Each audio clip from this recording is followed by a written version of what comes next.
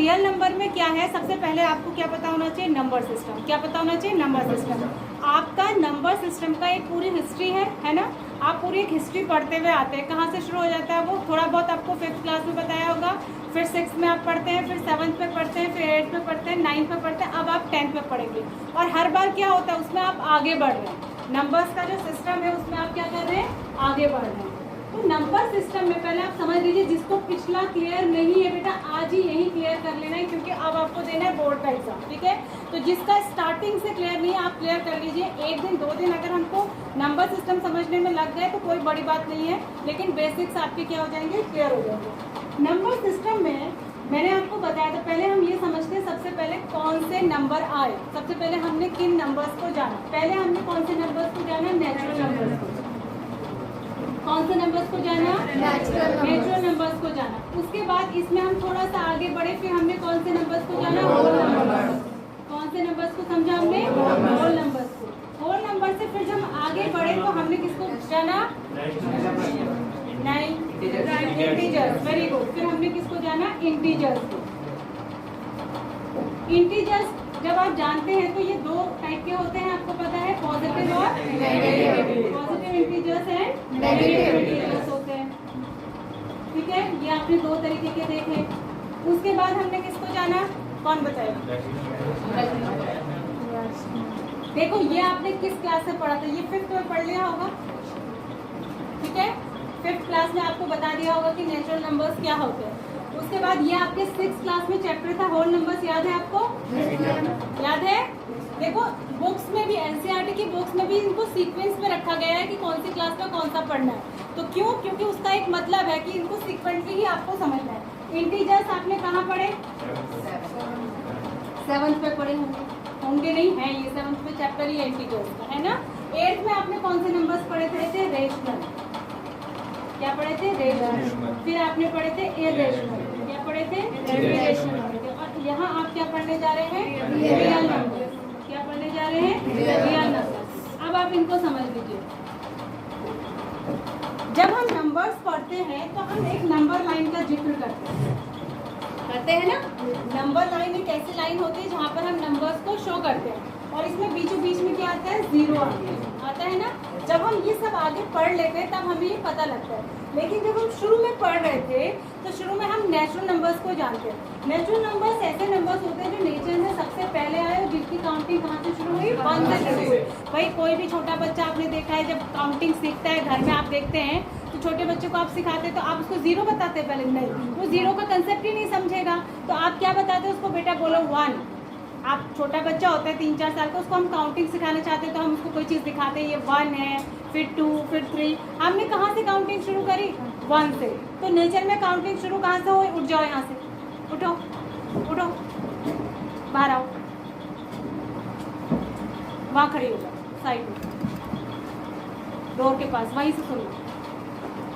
Nature में counting कहाँ से शुरू हुई, 1 से, ठीक है। उसके बाद हमने 1 से काउंट करना शुरू किया होगा पहले, जब ये सारी चीज़ें पता नहीं थी, क्योंकि इसमें डेवलपमेंट क्या हुआ, टाइम टू टाइम हुआ ना। तो उसके बाद क्या हुआ, इंसान या ह्यूमन जो है कहीं पे जाके अटका होगा ना, क्योंकि ऐसे काउंटिंग आप कहाँ तक कर सकते हैं। मान लिया आपको 0 नहीं पता है तो ऐसे काउंटिंग आप कहाँ तक कर पाएंगे, 9 तक ही तो कर पाएंगे, ठीक है। उसके बाद हम कोई इसी तरीके से काउंटिंग करते होंगे, इनके कोई मल्टीपल्स करके। लेकिन कुछ टाइम बाद हमने किसका पता लगा लिया, 0 का। 0 की अपने आप में कोई वैल्यू नहीं है, पर 0 जिसके साथ लग जाता है उसकी वैल्यू बढ़ जाती है, बढ़ती है कि नहीं बढ़ती है। तो अब हमने 0 का पता लगा लिया। 0 का पता किसने लगाया, आर्यभट्ट। आर्यभट्ट क्या थे, इंडियन थे, इंडियन मैथमेटिशियन थे, जिन्होंने दुनिया को क्या दिया, 0 दिया। जैसे ही हमको 0 मिला तो हमने एक, अच्छा इससे पहले एक बात मैं बताना भूल गई आपको, हमने क्या करा, सारे नंबर्स को एक समझ लीजिए, जैसे आप एक क्लास के अंदर बैठे हुए हैं, ऐसे ही हमने सारे नंबर को एक क्लास के अंदर रख दिया, एक ग्रुप के अंदर रख दिया। यहाँ से हमने लिखा 1 2 3 और डैश डैश डैश, मतलब इसमें कंटिन्यू होंगे नंबर्स। तो इसको हमने सेट का, क्या बोला इसको, सेट ऑफ नंबर्स। तो ये है सेट ऑफ नेचुरल नंबर्स। तो नेचुरल नंबर के सेट को हम कैपिटल N से डिनोट करते हैं। किससे डिनोट करते हैं, कैपिटल N से, ठीक है। बात समझ आ रही है इतनी। उसके बाद हमको जब 0 का पता लगा तो 0 को भी हमने इस सेट में रख दिया। तो जैसे ही हमने 0 को इस सेट में रखा तो एक नई क्लास बन गई, एक नया सेट बन गया, जिसको हमने 0 से शुरू करा। हमने कहा नई क्लास बना देते थे। तो ये नई क्लास है और जैसे ही 0 हमारे पास आ गया तो हमने ये माना कि अब हमारे जो नंबर्स का ग्रुप है वो पूरा हो गया। नंबर्स का ग्रुप क्या हो गया? पूरा हो गया। तो हमने कहा पूरे को क्या कहते हैं? कंप्लीट को होल। कंप्लीट को क्या कहते हैं? होल। तो हमने कहा ये हो गए होल नंबर। तो होल नंबर W से नाम शुरू होता है तो हमने कहा इसको हम किससे दिखाएंगे? W से दिखाएंगे। ठीक है, तो होल नंबर्स आ गए हमारे पास। लेकिन फिर हम यहाँ क्यों पहुँचे? इंटीजर्स की क्या जरूरत पड़ी? देखो अभी भी जब आप कैलकुलेशन करते हो ना, जब आप कुछ भी प्लस माइनस करते हो या कोई वर्ड प्रॉब्लम शुरू करते हो, उसको आपने शुरू से सॉल्व करना शुरू करा जिसमें लंबी कैलकुलेशन होती है, तो ऐसा होता है आपके साथ कई बार कि जब मान लिया आप माइनस करते हुए आ रहे हैं और कहीं पर 1 - 2 आ जाए या फिर 5 - 3 हो जाए, होता है, या 3 - 5 आ जाए, ऐसी कंडीशन भी तो आती है ना। कहीं पर 1 - 3 या 3 - 5 आ जाए, ऐसी कंडीशन भी तो आती है। यानी कि स्मॉल नंबर में से, स्मॉलर में से ग्रेटर को माइनस करने के लिए आ जाता है कई बार। तो अब तो हमें पता है, इस समय जो हम मैथमेटिक्स पढ़ रहे हैं तो अब तो हमें पता है ना कि इसको क्या लिखेंगे। पता है कि नहीं पता है? लेकिन पहले ऐसा पता नहीं था। तो जब ये पहली बार हुआ होगा ऐसा कि कभी हमारे पास कैलकुलेशन करते समय ऐसी कंडीशन आई हो कि हम स्मॉलर नंबर में से ग्रेटर को माइनस कर रहे हैं, तो इसको क्या लिखेंगे, ये सोचा गया कि इसको क्या लिखेंगे। तो ये डिसाइड हुआ कि इसको क्या लिखेंगे? -1। बचेगा 1 ही। हमने कहा कि 2 में से 1 माइनस करा तो 1 आता है, तो 1 में से 2 माइनस करेंगे तो उसको क्या लिखेंगे? बोला इसको भी 1 ही लिखेंगे, लेकिन माइनस में। किसमें लिख देंगे? माइनस में। तो हमारे पास क्या हुआ? नंबर्स की एक नई कैटेगरी आ गई, माइनस वाले नंबर्स भी हमारे पास आ गए। ठीक है, तो हमने क्या करा, अब जो माइनस वाले नंबर्स आए उनको क्या कहें? उनको बोला इंटीजर्स। क्या बोला उनको? इंटीजर्स। तो कुल मिला के आपको पूछा जाए कि इंटीजर्स कैसे नंबर्स हैं, तो आप ऐसा कहेंगे कि इंटीजर्स ऐसे नंबर है नंबर लाइन पे जिनको पॉजिटिव या नेगेटिव साइन के साथ लिखा जाता है, तो दे आर कॉल्ड इंटीजर्स। ठीक है, तो इंटीजर्स जब 2 टाइप की कैटेगरी हो गई भी, पॉजिटिव वाले नंबर और नेगेटिव वाले नंबर, तो इंटीजर्स भी 2 टाइप के हो गए, positive integers and negative integers. ठीक है, अब हम यहाँ से हमारी नंबर लाइन का काम शुरू होता है। नंबर लाइन में हम ऐसा दिखाते हैं, देखो हर चीज़ जब भी हम मैथमेटिक्स पढ़ते हैं या फिर हम साइंस पढ़ते हैं, मैथ्स और साइंस दोनों जुड़ी हुई चीज़ें हैं कि नहीं, ये दोनों एक दूसरे से इंटर रिलेटेड हैं। ऐसे तो सारे सब्जेक्ट एक दूसरे से इंटर रिलेटेड हैं, पर मैथ्स और साइंस तो खासकर। तो हम जब भी कोई चीज़ पढ़ते हैं मैथ्स और साइंस में, तो उसका हमें रिप्रेजेंटेशन भी करना पड़ता है ना। अब हमने पढ़ लिया, मान लिया हमारी आने वाली पीढ़ी, आगे को हम कैसे समझाएंगे। तो जिसने इन सब चीज़ों का पता लगाया होगा, कई सारे मैथमेटिशियंस हुए, किसी ने इंटीजर्स का पता लगाया, किसी ने होल नंबर्स का, किसी ने 0 का, तो भाई वो खुद तो समझ गए, पर आगे की जनरेशन को वो कैसे समझाएंगे, आने वाले स्टूडेंट्स उसको कैसे पढ़ेंगे। तो उसके लिए क्या करना शुरू करा, एक रिप्रेजेंटेशन बनाया कि बच्चे इसको कैसे समझें। तो हमने एक नंबर लाइन बना दिया। ठीक है, और नंबर लाइन को हमने ऐसे समझा। अच्छा, क्यों बनाने की ज़रूरत पड़ी? इसलिए बनाने की ज़रूरत पड़ी जिससे कि बच्चे ये समझ पाए कि कौन किससे ग्रेटर, कौन किससे स्मॉल, कौन किससे छोटा, कौन किससे बड़ा। तो हमने कहा बीच में तो होता है 0, बीच में क्या होता है 0। और अगर हम राइट हैंड साइड की ओर को बढ़ेंगे इधर, तो जो नंबर आएंगे वो बड़े होते जाएंगे, यानी 1 2 3 4, यानी पॉजिटिव इंटीजर। इसको +1 +2 भी आप लिख सकते हैं, एक ही बात है। अगर किसी नंबर में कोई साइन नहीं लगा है तो वो कैसा नंबर है? पॉजिटिव। और अगर नेगेटिव है तो उसमें नेगेटिव का साइन लगाना ही पड़ेगा। ठीक है, तो अब हम इधर को बढ़े, ये क्या है? लेफ्ट हैंड साइड है। अगर हम लेफ्ट हैंड साइड की तरफ को जाएंगे तो जो नंबर होंगे वो छोटे होते जाएंगे। क्या होते जाएंगे? छोटे होते जाएंगे। यानी कि इधर से, चाहे हम इधर ही से क्यों ना शुरू कर लें, इधर से जैसे हम इधर आते जाएंगे तो ये नंबर क्या हो रहे हैं? छोटे, और इधर से इधर बढ़ रहे हैं तो ये नंबर क्या हो रहे हैं?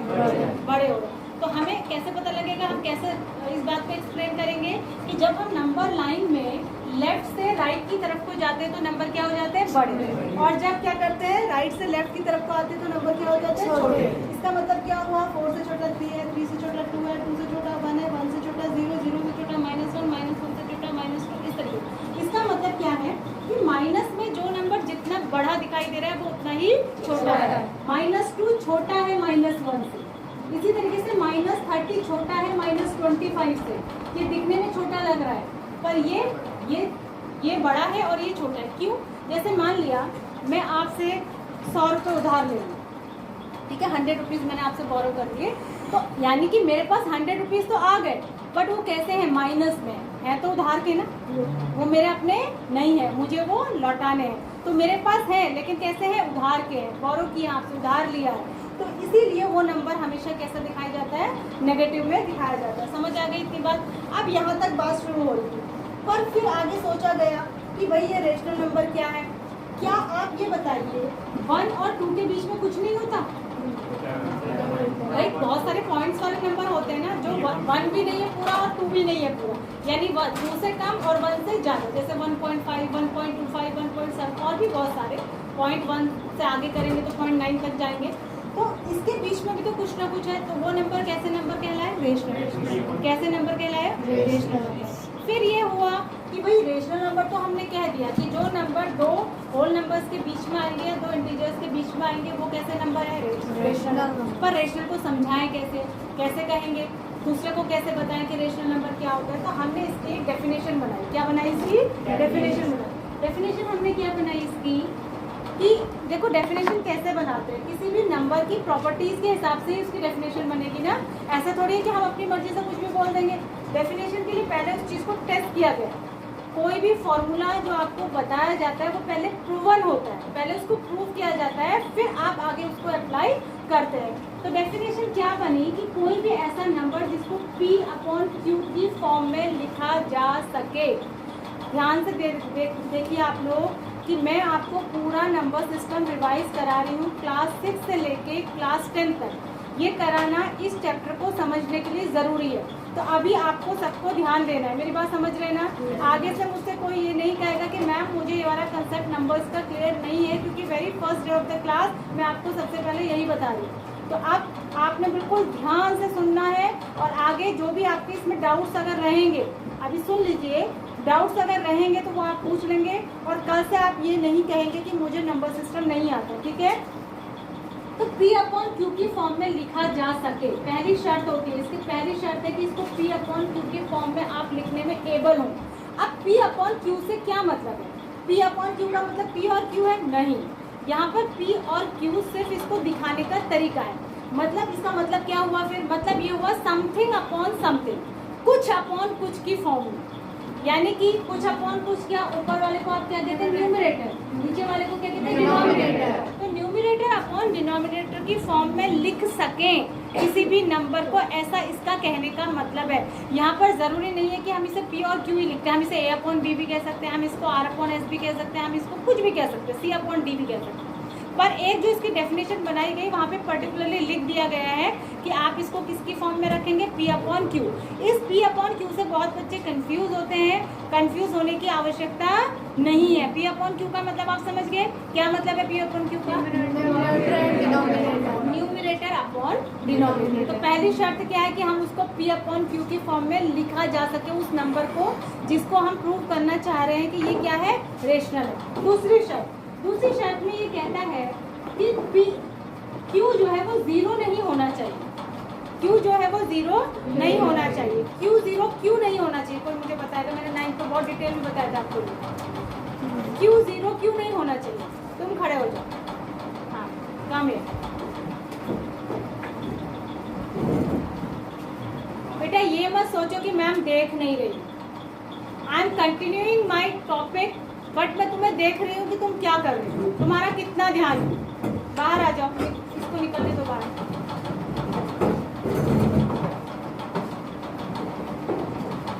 यहाँ खड़े मुझे बताओ कि नाम क्या है? प्रिंस। ये बताओ कि Q 0 क्यों नहीं होना चाहिए? 0 कटेगा नहीं। तुम किसके ब्रदर हो? तुमने मुझे बताया था। बबीता बाफिला। इतनी इंटेलिजेंट है तुम्हारी सिस्टर, अच्छी पढ़ने में, बहुत ही सौम्य और शांत लड़की, और तुम कितना कंसंट्रेट कर रहे हो? You are disturbing the class.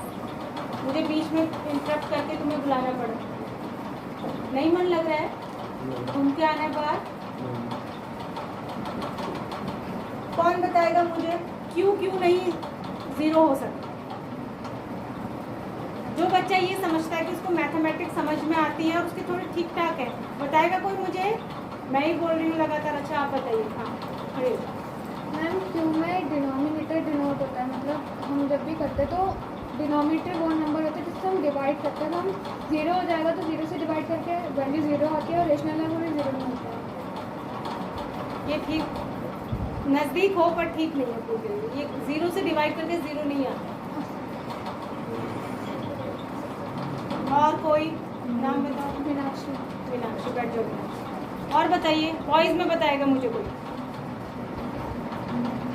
Who was the highest scorer in class 9 in mathematics? Boys में नाम बताओ। निकांशु बताओ। मैम 0 मैम किसी से कटता नहीं है इसमें से। और यही बात, क्योंकि देखो जो रेशनल नंबर मैं पढ़ा रही हूँ, रेशनल नंबर इस क्लास का तो है नहीं। चैप्टर किस क्लास का है? 8th क्लास का, ठीक है। तो 8th क्लास में भी मैंने बताया होगा, और 9th में जब मैंने नंबर सिस्टम शुरू करा होगा तभी भी मैंने ये स्टोरी आपको दोबारा से सुनाई होगी, और तभी भी मैंने आपको बताया होगा। कौन बताएगा? गर्ल्स में कौन बताएगा? एक मीनाक्षी ने ट्राई किया, और कौन बताएगा?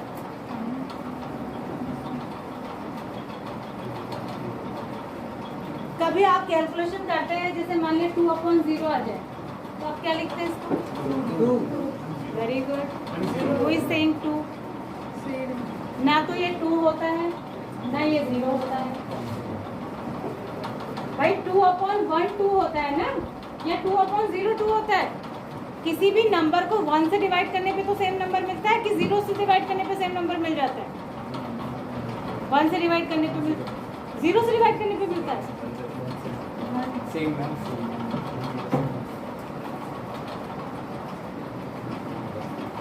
किससे डिवाइड करने पे सेम मिलता है? 1 से कि 0 से? सेम नंबर मिलता है। हाँ, मुझे ये बताइए, नहीं तो मैं आगे नहीं पढ़ाऊंगी। जल्दी बताओ, कौन बताएगा? गर्ल्स में आपके साथ कभी ऐसे कैलकुलेशन में हुआ है कि अपॉन में 0 आ जाए?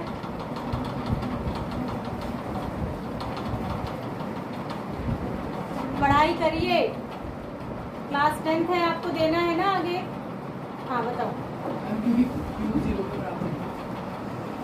0 के इक्वल नहीं होता तो मैंने पहले कह दिया। मैं अगर डिनोमिनेटर 0 जाएगा तो वो नॉमिनेटर से कट नहीं हो पाएगा, तो हम तो उससे डिवाइड नहीं हो पाएगा, कट भी नहीं हो पाएगा, डिवाइड नहीं। क्या इसको कुछ कहते हैं? हम डिनोमिनेटर कभी 0 नहीं होता। हाँ बताओ, ये कुछ बता रहे। नॉन टर्मिनेटेड नहीं। बैठ जाइए।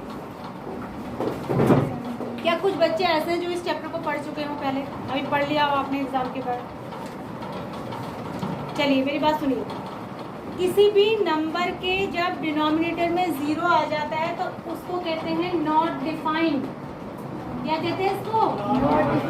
Not defined. नॉट डिफाइंड का मतलब क्या हुआ? जिस चीज़ की डेफिनेशन नहीं है, जिसको अभी डिफाइन किया नहीं जा सका है, जिसको मैथमेटिशियन ने अभी डिफाइन नहीं किया जा सका है कि इसको क्या कहना चाहिए, ठीक है। तो ये है ही नॉट डिफाइंड, इसको सॉल्व नहीं किया जा सकता, इसको डिफाइन नहीं किया जा सकता। तो इसीलिए कहते हैं कि क्यू 0 नहीं होना चाहिए। तो क्या क्या शर्त है कि कोई नंबर रेशनल नंबर हो, पहला उसको P/Q की फॉर्म में आप लिख सके, यानी कि डिवाइड वाली फॉर्म में आप लिख सके। दूसरी बात, क्यू 0 नहीं होना चाहिए। और जो पहला वाला स्टेटमेंट मैंने कहा कि P/Q की फॉर्म में लिख सके, तो उसी में एक ऐड होता है स्टेटमेंट कि P और Q दोनों क्या होने चाहिए? इंटीजर्स होने चाहिए। P और Q दोनों क्या होने चाहिए? इंटीजर्स होने चाहिए। अब इंटीजर्स में सभी आते हैं, आपको पता है, नेगेटिव नंबर भी और पॉजिटिव नंबर भी। Means P and Q can be negative और पॉजिटिव। नेगेटिव पॉजिटिव कुछ भी हो सकते हैं। शर्त क्या है कि नीचे 0 नहीं होना चाहिए, डिनोमिनेटर में 0 नहीं होना चाहिए। और क्या न्यूमरेटर में 0 हो सकता है? यस, न्यूमरेटर में 0 हो सकता है। क्यों? क्योंकि न्यूमरेटर में अगर हम 0 लिख देंगे तो क्या होगा? नीचे वाले नंबर से डिवाइड करने पे क्या आएगा? 0 आ जाएगा। नीचे वाले नंबर पे 0 डिवाइड करने पे क्या आ जाएगा? 0 आएगा। और 0 एक रेशनल नंबर होता है? यस। 0 भी एक रेशनल, ये बहुत इंपॉर्टेंट क्वेश्चन है, बार बार पूछा जाता है। Is 0 rational number? यस। ठीक है, ये बहुत ही दिमाग मतलब वो टेस्ट करता है आपको कि बच्चे का कंसेप्ट क्लियर है नहीं। 0 रेशनल नंबर क्यों? देखो, जो भी इन दोनों कंडीशन को कोई सा भी नंबर अगर सेटिस्फाई करता है, ये दोनों बातें अगर उस पर लागू हो जाती है तो फिर सोचना ही नहीं है, वो है ही रेशनल नंबर। तो हम जीरो पे टेस्ट करके अगर देखें, देखो जीरो को क्या पी अपॉन क्यू की फॉर्म में लिख सकते हैं, लिख सकते हैं 0/1। 0/1 लिखने से क्या जीरो की वैल्यू पर कोई फर्क पड़ता है? नहीं, क्योंकि 1 से किसी भी नंबर को डिवाइड करते हैं तो वही नंबर मिल जाता है, तो ये जीरो ही रहेगा, कुछ इसकी इमेज पे कोई इसकी वैल्यू पे तो पड़ा नहीं कोई फर्क। फिर दूसरी बात इसने कहा कि ये दोनों क्या होने चाहिए? इंटीजर होने चाहिए। दोनों इंटीजर है, इस लाइन में आते हैं ना, दोनों इंटीजर है। तीसरी बात इसने कही थी कि नीचे वाला नंबर जीरो नहीं होना चाहिए, तो नीचे वाला थोड़ी जीरो, ऊपर वाला जीरो। यानी कि जो दोनों शर्तें इस पे लागू हो रही है कि नहीं? तो लागू हो रही है, तो ये क्या है? एक रेशनल नंबर। ठीक है, तो ये क्वेश्चन आप याद कर लीजिए, 1 नंबर में पूछा जाता है कि is zero a rational number, और कभी कभी अगर उसके मन में आएगा वो इसको थोड़ा सा आपको और अच्छे से एक्सप्लेन करने के लिए दे देगा, 2 नंबर में भी दे देगा और पूछेगा हाउ, कैसे जीरो एक रेशनल नंबर है तो कैसे। तो जो बातें मैंने आपको बताई यही आपको लिख के एक्सप्लेन करनी पड़ेगी कि 0=0/1 where 0 and 1 are the integers and 1 is not equal to 0, यानी कि p is not equal to 0, therefore 0 इज अ रेशनल नंबर। समझ में आ गया फ्रेंड्स? यहीं खड़े रहो, ठीक है। ये आपका था रेशनल नंबर। अब आपने ध्यान देना कि सारे इंटीजर्स रेशनल होते हैं, सारे इंटीजर्स रेशनल होते हैं, यानी माइनस वाले प्लस वाले जितने नंबर हैं इंटीजर्स माने होल में है, जो होल नंबर्स है, जो क्या है होल नंबर्स है, वो सारे क्या है सारे रेशनल नंबर है, क्योंकि सभी को आप क्या कर सकते हैं p/q के फॉर्म में लिख सकते हैं कि नहीं। 1 को 1/1 लिख देंगे, -1 को भी by 1 लिख देंगे, 5 को भी 5/1 लिख सकते हैं। तो किसी को भी हम न्यूमरेटर अपॉन डिनोमिनेटर के फॉर्म में लिख पा रहे हैं और सबके नीचे हम 1 लिख रहे हैं, तो 1 लिख रहे हैं तो 1 इज नॉट इक्वल टू 0, तो दोनों शर्तें लग जाती है। तो इसका मतलब कि सारे इस नंबर लाइन पे जो नंबर मैंने अभी लिखे हुए हैं इंटीजर्स या होल नंबर्स जो भी इसमें आ रहे हैं, ये सारे क्या हैं? रेशनल। सारे क्या हैं? अच्छा, उसके बाद आता है इर्रेशनल नंबर्स। इर्रेशनल नंबर्स ऐसे होते हैं, अच्छा ये बताइए आपका जो डेसिमल एक्सपेंशन था वो क्लास 9th में था? क्लास 9th में डेसिमल एक्सपेंशन पढ़ा था आपने? कितने तरीके के डेसिमल्स बताए थे मैंने? हेलो मैम, पहला टर्मिनेटिंग, दूसरा नॉन टर्मिनेटिंग रिपीटिंग, और तीसरा non terminating non repeating. Very good. Terminating, non terminating, ठीक है, और non terminating but repeating, 3 type के डेसिमल थे। सीक्वेंस में अगर बोलेंगे तो पहला टर्मिनेटिंग आ जाएगा, दूसरा वाला नॉन टर्मिनेटिंग रिपीटिंग वाली कैटेगरी को पहले देखेंगे, और लास्ट में नॉन टर्मिनेटिंग नॉन रिपीटिंग, ठीक है। या नॉट रिकरिंग भी कहते हैं, रिपीटेशन या रिकरिंग एक ही बात होती है। इसका क्या मतलब है? जिसमें डेसिमल क्या होता है? डेसिमल एक्सपेंशन टर्मिनेटिंग होता है। टर्मिनेटिंग माने पूरा आपका कट जा रहा है नंबर, पर डेसिमल में आंसर आ रहा है। जैसे 5/2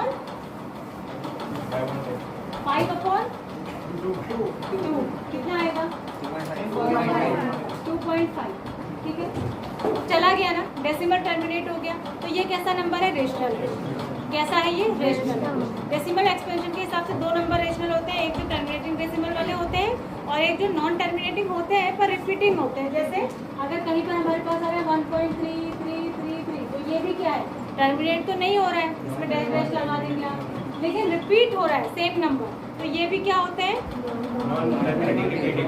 ये भी क्या होता है? रेशनल। और एक होता है कि टर्मिनेट भी नहीं हो रहा है और नंबर कुछ भी आ रहे हैं, मतलब कोई सीक्वेंस नहीं है नंबर में, रिपीट भी नहीं हो रहा है, तो ये नॉन टर्मिनेटिंग नॉन रिपीटिंग है। ये कैटेगरी क्या होती है? इरेशनल। इन्हीं को क्या कहते हैं हम? इरेशनल नंबर्स कहते हैं। ये आपकी बात समझ में आ गई? तो इरेशनल नंबर आप समझते हैं, जैसे एक आध एग्जांपल दीजिए मुझे इरेशनल का जरा। कौन देगा? √5, 3 और √5 और √7, यानी कि जितने भी आपके नहीं रूट वाले क्या होते हैं? सारे नहीं, जितने भी आपके प्राइम नंबर्स होते हैं उनको अगर आप रूट में रख लेते हैं, ठीक है, तो वो क्या होते हैं? जनरली वो क्या होते हैं? इरेशनल होते हैं। वो क्या होते हैं? इरेशनल होते हैं, ठीक है। तो इरेशनल नंबर आपने देख लिए और रेशनल नंबर भी आपने देख लिए, इनको मिला के कहते हैं रियल नंबर। अब हम अपने टॉपिक पे आ गए, इनको हम क्या कहते हैं? Real number. तो यानी कि जो आपकी नंबर लाइन है ना, इसमें 2 ही तरीके के नंबर हैं, या तो रेशनल है या इरेशनल है, या रेशनल है या इरेशनल। तो इन दोनों को मिला के इनके ग्रुप को ही कहते हैं रियल रियल नंबर। अब आपको समझ में आ गया रियल नंबर क्या है? इसकी एक बहुत अच्छी एक्टिविटी आपकी क्लास 9th में थी, जिसमें एक पिक्चर बनी हुई थी, जिसमें एक छोटी सी बच्ची थैला लटका के नंबर लाइन पे चल रही होती है ना? थी ना? कब थी वो? 9th में ही तो था। तो उसमें, हाँ 9th में था वो। उसमें क्या होता है कि वो मतलब वो आपको समझाया गया है कंसेप्ट कि अगर आप एक थैला ले लेंगे और आप नंबर लाइन पे शुरू करें चलना और नंबर्स को पिक करके अगर आप उस थैले में भरते जाएं, तो पहले मान लिया आपने नेचुरल नंबर उठा लिए, फिर आपने क्या करा, होल नंबर उठा लिए, मतलब 0 और उठा लिया, फिर आपने क्या करा, इंटीजर्स उठा लिए, ठीक है, फिर आपने रेशनल नंबर भी उठा लिए, सब आपने अपने उस थैले में भर लिए। तो अब जो उस नंबर लाइन पे बचा वो क्या है? इरेशनल। अब उस नंबर लाइन पे क्या बचेगा? इरेशनल। यानी कि नंबर लाइन में कितने तरीके के नंबर होते हैं? 2 तरीके के, रेशनल और इरेशनल। एक इमेजिनरी नंबर का भी कंसेप्ट होता है। देखो इमेजिनरी का मतलब ही क्या है? हिंदी में इमेजिनरी को क्या कहेंगे? काल्पनिक। यानी कि जिस नंबर को हम कल्पना कर रहे हैं, यानी वो रियल में नहीं है, वो रियल में है नहीं, हम कल्पना कर रहे हैं उसकी। तो ये बहुत आगे का कंसेप्ट है, बीएससी में या शायद अब 11th-12th में भी होगा आगे। बीएससी में ये कंसेप्ट हम पढ़ते थे इमेजिनरी नंबर्स का, वो आपके अभी मतलब का भी नहीं है, उसका आपके लिए कोई इस समय सेंस नहीं है, ठीक है। लेकिन ऐसा भी आगे जो बच्चे पढ़ेंगे वो ऐसा कंसेप्ट भी आगे जो मैथमेटिक्स आगे लेंगे 12th के बाद, उनके पास ये कंसेप्ट भी आएगा, कुछ इमेजिनरी नंबर जैसी चीज़ भी आएगी। वहाँ पर क्या करते हैं ना, मैं थोड़ा सा आपको बताती हूँ कि माइनस होता है, जैसे कहीं पर -1 लिखा है, तो इस माइनस को I² लिख लो। माइनस को क्या लिख लेते हैं? I²। तो जैसे -2 है तो इसको कहेंगे I², ठीक है। तो इस तरीके से बना के इमेजिनरी नंबर्स का कंसेप्ट आप आगे की क्लासेस में पढ़ते हैं, वो अभी आपके काम का नहीं है। आप बैठ जाओ तुम प्लीज, अब शैतानी नहीं करना, ठीक है। तुम्हारी शैतानी भी रिकॉर्ड हो रही है।